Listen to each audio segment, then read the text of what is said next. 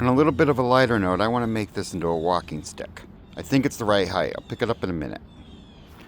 I want to learn how to whittle a little and carve and make things into useful things. And, I've been picking up piles and sorting them. This is good wood. And Red, or in Red's absence, somebody else that I know will trust will teach me what's usable and what's not. And I don't really have any more right now about any of this, except I want to make this into a walking stick. And, I can learn about fungus along the way, and I'm not going to eat any fungus. I'm not going to make anybody else eat fungus. But if I see a fungus and somebody else says it's edible and they're willing to eat it, then I'm willing to eat it. Just eat it.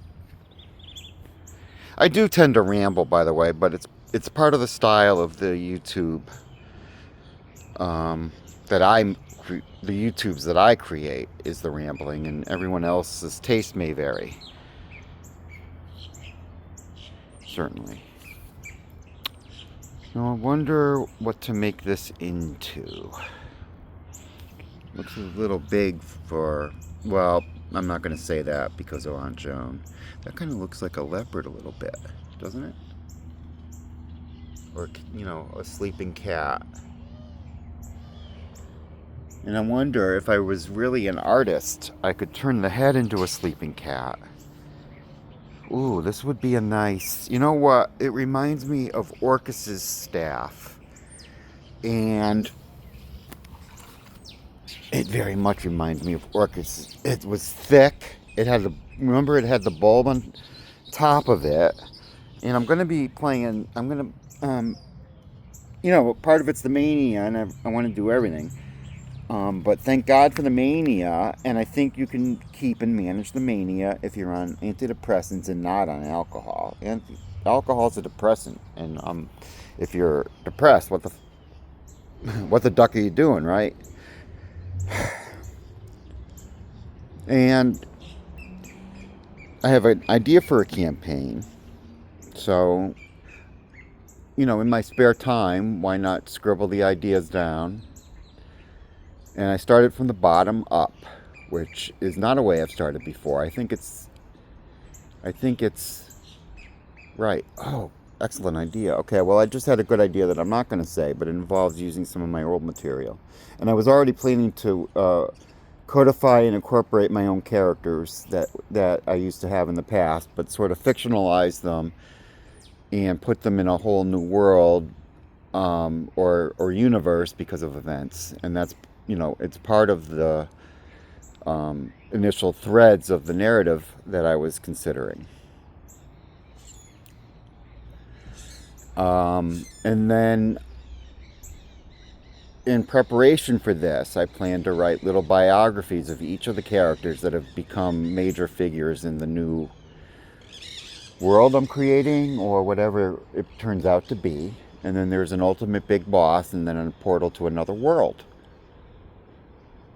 And I'm thinking the ultimate big boss is on the bottom of a very deep dungeon. And I used to play solitaire Dungeons and Dragons, as pathetic as they may sound.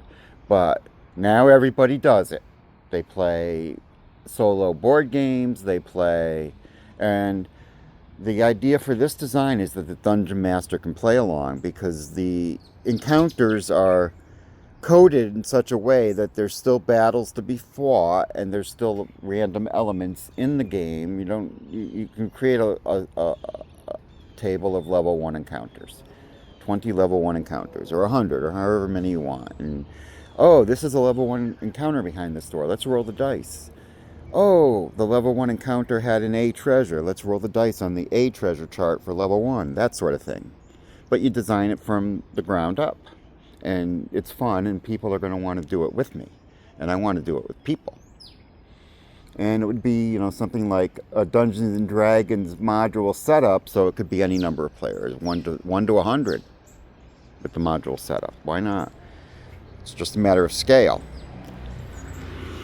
The ultimate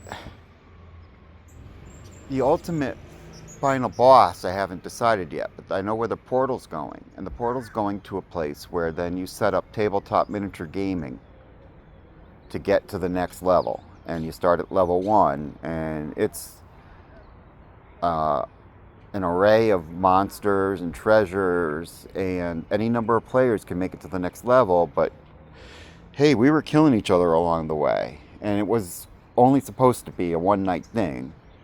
But what if it wasn't? And you started with 100 people, and however many make it to level 2, that's who makes it to level 2, or whatever it is.